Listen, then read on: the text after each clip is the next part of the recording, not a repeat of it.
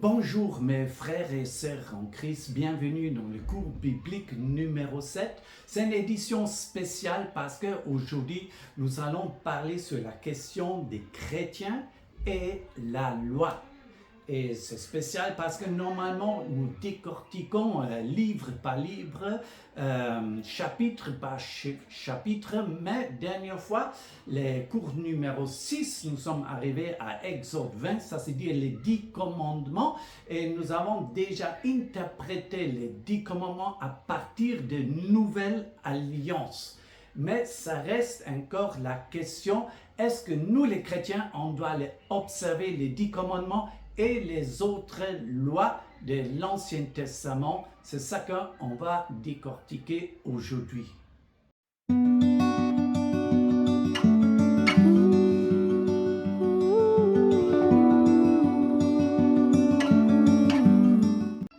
La question, est-ce que les chrétiens doivent respecter les lois de l'Ancien Testament est déjà répondue en Acte 15.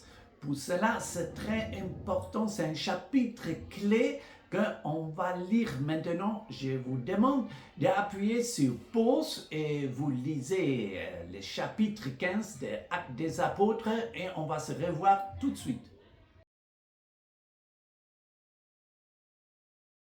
En Acte 15, Paul et Barnabas sont revenus de leur premier voyage missionnaire où il y a beaucoup de païens qui sont donné leur vie à Jésus. Et ils sont revenus à l'église d'Antioche, c'est eux qui sont les envoyés, et ils sont trouvés derrière eux, il y avait les chrétiens juifs qui sont venus de Jérusalem, et ils sont dit là-bas que vous devez vous circoncire et respecter les lois de Moïse pour être sauvés. Ça, c'est dire, vous avez besoin de Jésus et les lois de Moïse pour être sauvés.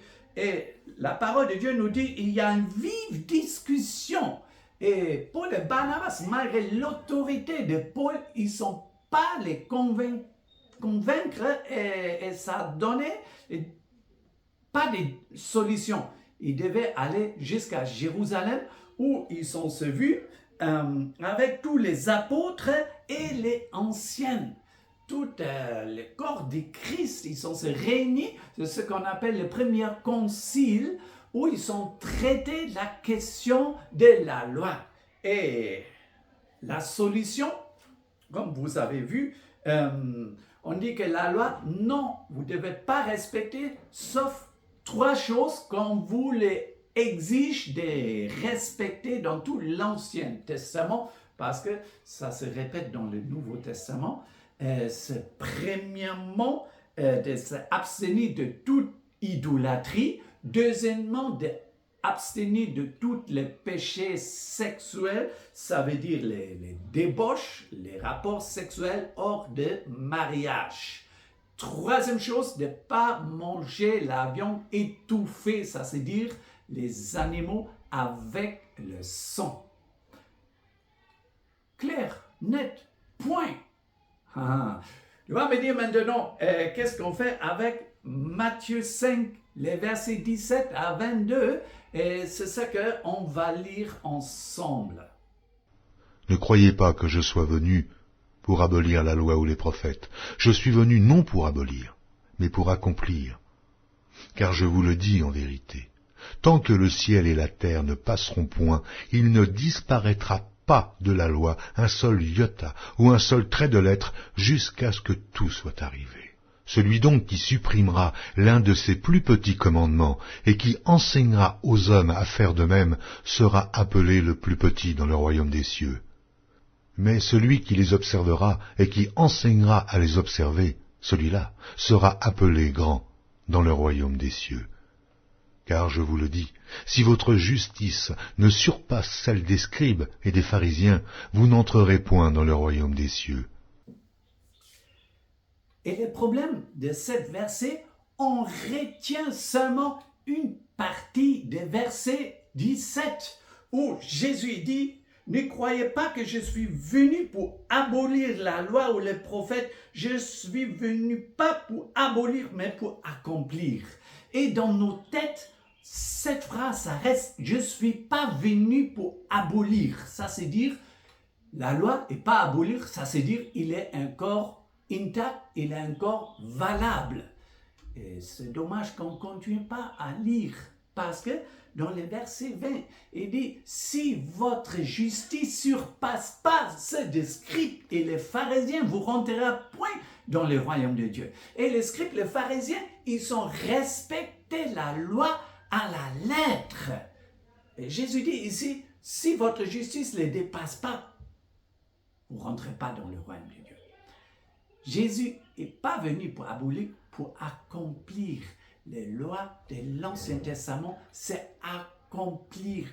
Qu'est-ce que ça veut dire?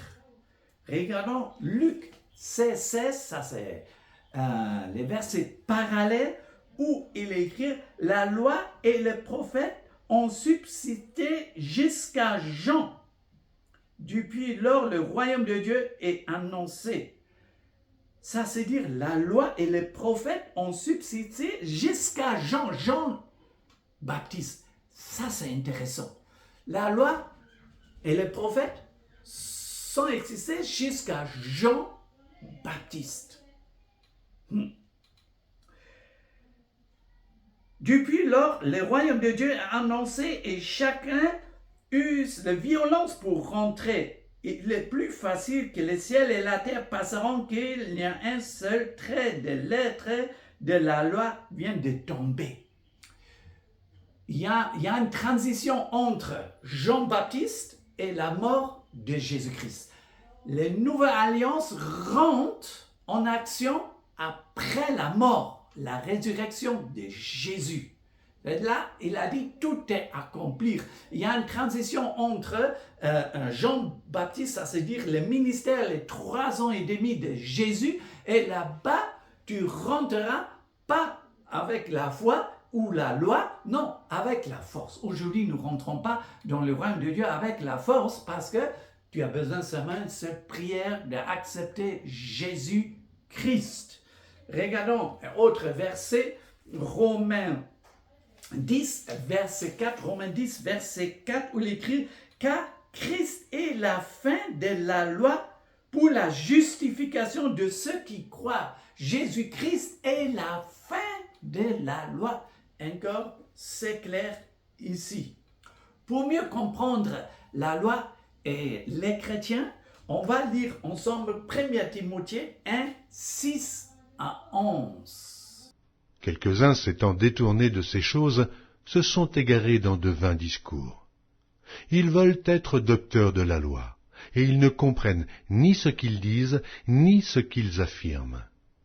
Nous n'ignorons pas que la loi est bonne, pourvu qu'on en fasse un usage légitime, sachant bien que la loi n'est pas faite pour le juste, mais pour les méchants et les rebelles, les impies et les pécheurs, les irreligieux et les profanes, les parricides, les meurtriers, les impudiques, les infâmes, les voleurs d'hommes, les menteurs, les parjures, et tout ce qui est contraire à la sainte doctrine, conformément à l'évangile de la gloire du Dieu bienheureux, évangile qui m'a été confié.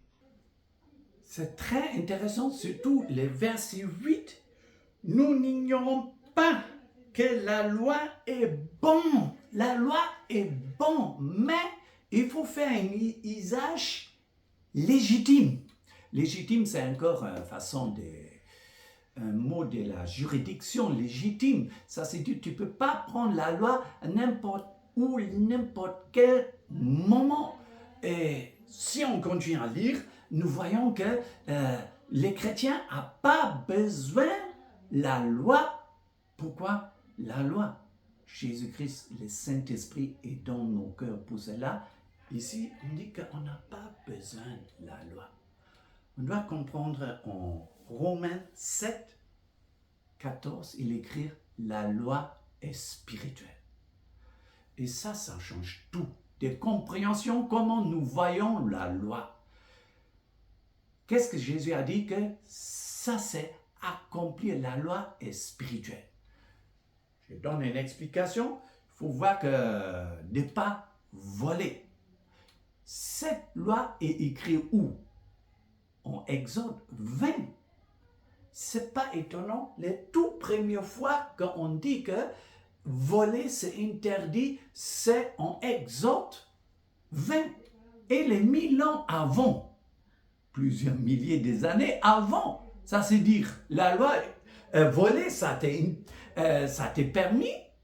Non, certainement pas, mais on n'a nulle part écrire dans la Bible de ne pas voler. Mais vous croyez que parce que ça n'est pas écrit dans la Bible, voler, ça n'est pas des péchés?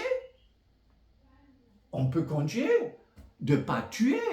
Ah, quand Caïn a tué Abel, oh, il n'y avait nulle part écrit la loi, tu ne dois pas tuer.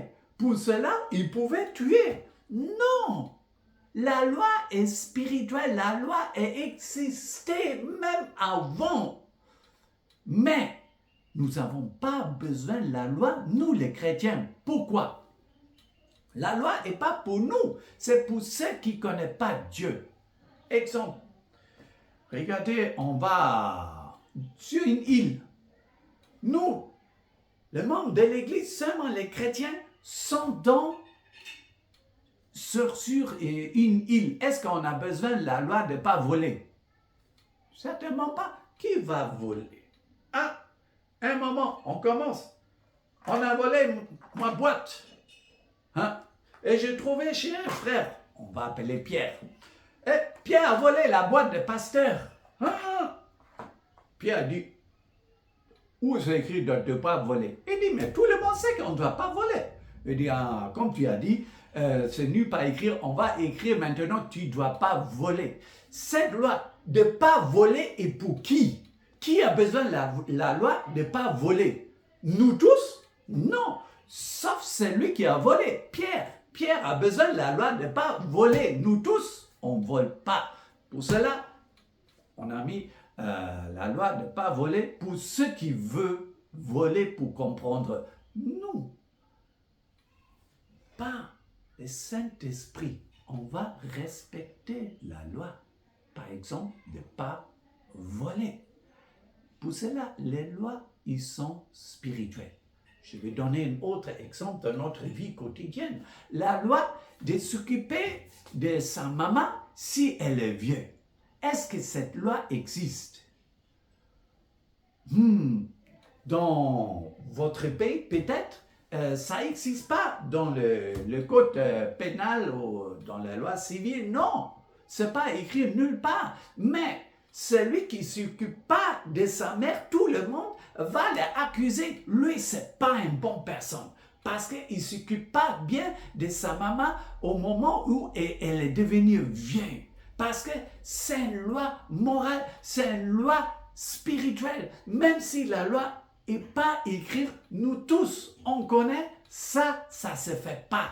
C'est ça, on va voir, les lois sont spirituelles et nous, on n'a pas besoin de la loi parce que la loi est rentrée dans nos cœurs. C'est ce qui était déjà prédit dans l'ancienne alliance, dans l'Ancien Testament. En Jérémie 31, on va regarder ça ensemble. Voici, les jours viennent, dit l'Éternel, où je ferai avec la maison d'Israël et la maison de Juda une alliance nouvelle, non comme l'alliance que je traitais avec leur père, le jour où je les saisis par la main pour les faire sortir du pays d'Égypte, alliance qu'ils ont violée, quoique je fusse leur maître, dit l'Éternel. Mais voici l'alliance que je ferai avec la maison d'Israël après ces jours-là, dit l'Éternel. Je mettrai ma loi au-dedans d'eux, je l'écrirai dans leur cœur, et je serai leur Dieu, et ils seront mon peuple.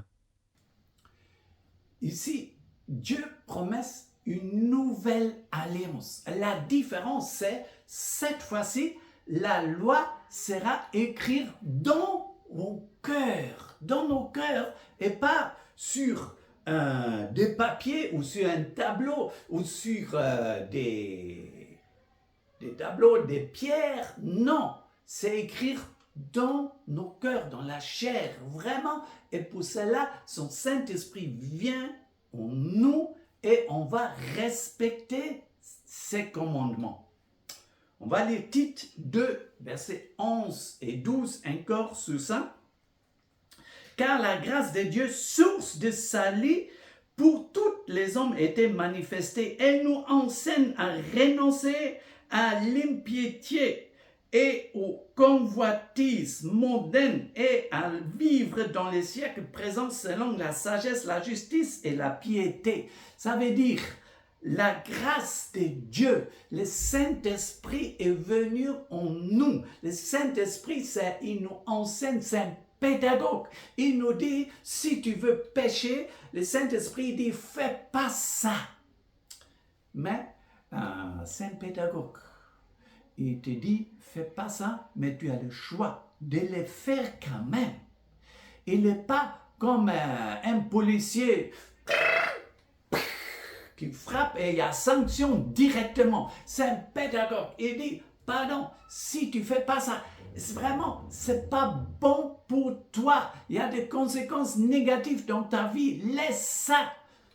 Pour cela, en tant que pasteur, je suis toujours très déçu si les chrétiens, ils pêchent parce que les chrétiens, ils ont le choix de pécher et de ne pas pécher. Je ne vais jamais juger un païen qui ne connaît pas Jésus. Il n'a pas de Saint-Esprit en lui. Il ne peut pas choisir entre pécher et pas pécher. Il est l'esclave de péché. Mais nous, les chrétiens, on a le Saint-Esprit comme pédagogue. Il dit, pardon, Martin, fais pas ça. Et vraiment, tu dois l'écouter. Parce que si tu ne l'écoutes pas, une fois, deux fois, trois fois, le Saint-Esprit, il va se retirer et après, tu vas vivre comme un païen. Ça, il faut laisser ça. Écoutez le Saint-Esprit. C'est une voix douce. Il va te dire ce qu'il faut faire et ce qu'il ne faut pas faire. Quand moi, je me convertis, avant j'étais un bon païen, et dans ça, j'ai continué, après que je me convertis, j'ai donné ma vie à Jésus. J'ai commencé à aller à l'église et personne m'a dit telle et telle chose, il ne faut pas faire. Et j'ai continué à aller dans le fait, je buvais encore de l'alcool, etc. Et j'ai compris. Le Saint-Esprit, il n'aime pas si je bois l'alcool, si je fume cigarette, il n'aime pas ça. Ça, c'est dire, j'ai changé ma vie. Ce n'est pas parce que le pasteur a dit, un chrétien ne doit pas faire telle et telle chose. J'ai changé ma vie parce que le Saint-Esprit en moi, il m'a convaincu de faire ça et ça, de ne pas faire maintenant. Et c'est ça, la vie chrétienne. Il nous change à travers l'intérieur. Et c'est ça qu'on n'a pas besoin de la loi, une liste où on dit qu'un chrétien ne doit pas faire telle ou telle et telle et telle chose. Non, le Saint-Esprit, il va te convaincre ce qu'il faut faire et ce qu'il ne faut pas faire. Ça, c'est la vie chrétienne. On va encore regarder Galates 5, le verset 13. Galates 5, 13. Frères, vous avez été appelés à la liberté. Seulement ne faites pas de cette liberté un prétexte de vivre selon la chair, mais rendez-vous par l'amour serviteur les uns des autres. Nous sommes appelés à la liberté. Nous ne sommes pas des religieux, ça veut dire on n'a pas une religion, un livre qui nous dit ce qu'il faut faire ou ce qu'il ne faut pas faire. Non, nous avons le Saint-Esprit. Dieu en lui-même, il prend place en nous. On suit une personne, on ne va pas suivre des règles. Non, une personne et pas l'amour. On va laisser telle et telle chose parce que nous aimons Jésus. Ici, c'est écrit, faites attention, il ne faut pas dire que nous, on ne vit pas la grâce, on peut maintenant faire fornication, on peut faire telle et telle chose parce que Dieu nous aime.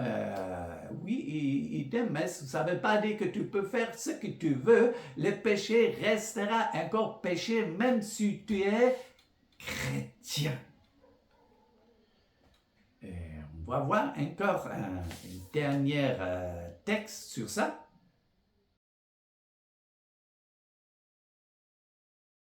Personne ne met une pièce de drap neuf à un vieil habit, car elle emporterait une partie de l'habit, et la déchirure serait pire. On ne met pas non plus du vin nouveau dans de vieilles outres. Autrement, les outres se rompent et le vin se répand, et les outres sont perdues. Mais on met le vin nouveau dans des outres neuves, et le vin et les outres se conservent. Ici, Jésus donne deux exemples pour nous expliquer l'ancienne et nouvelle alliance. On ne peut pas réparer une ancienne robe, un ancien drap avec un petit tissu, ça ne marchera pas. Jésus n'est pas venu pour améliorer, pour réformer l'ancienne alliance. Il est venu pour nous donner une nouvelle alliance. Point final. Et dans ça, on ne peut pas mettre le vin nouveau dans l'ancienne outre. Non, et c'est intéressant, le vin nouvel, ça c'est comme un symbole pour le Saint-Esprit. Nous sommes nés de nouveau, ça c'est dire, nés de nouveau, le Saint-Esprit est en nous. Maintenant, nous vivons dans une nouvelle vie. Il ne faut pas retourner dans l'ancienne vie de loi. Ça sera comme si tu as de nouvelles vies, tu donnes ta vie à Jésus et après tu reviens encore sur l'ancienne loi. C'est comme tu mets les vins nouvelles dans l'ancienne outre, ça ne marchera pas. Mais la vie nouvelle, où Jésus-Christ, ça marche seulement avec le Saint-Esprit en nous. Je reviens encore. Si on a Jésus en nous, on ne peut pas vivre dans les péchés. C'est impossible. C'est un signe. Vraiment, quand on a cette nouvelle naissance, que nous sommes réformés, on a complètement changé. Et on haït maintenant les péchés. Jésus et le Saint-Esprit habitent en nous. Impossible de vivre dans les péchés. Mais nous ne vivons pas selon la loi. Non, cette nouvelle vie, c'est en Jésus-Christ. Pour cela, on va continuer maintenant dans nos cours bibliques. On revient encore sur l'Ancien Testament, en Exode, et nous avons beaucoup de lois là-bas, et nous allons voir les lois à partir des nouvelles alliances. Hein? Et dans ça, on peut apprendre beaucoup de choses parce que la loi est accomplie, mais il est spirituel. Ça, c'est dire, même nous, on peut apprendre toujours quelque chose. Pour cela, je vous invite de continuer notre cours biblique pour mieux comprendre l'ancienne alliance et ça sera une bénédiction même pour nous les chrétiens. Et au fur et à mesure qu'on avance, on va trouver une loi ou autre là, même les pratiques de l'Ancien Testament. Je vois de temps en temps chez les chrétiens, les pasteurs, et vraiment, on va décortiquer tout l'Ancien Testament, mais à partir de la nouvelle alliance. Avec l'aide du Saint-Esprit, je vous invite de continuer à nous regarder. Pour cela, abonnez le canal, appuyez sur la cloche pour ne pas rater de prochains cours bibliques. Que Dieu vous bénisse. Merci beaucoup.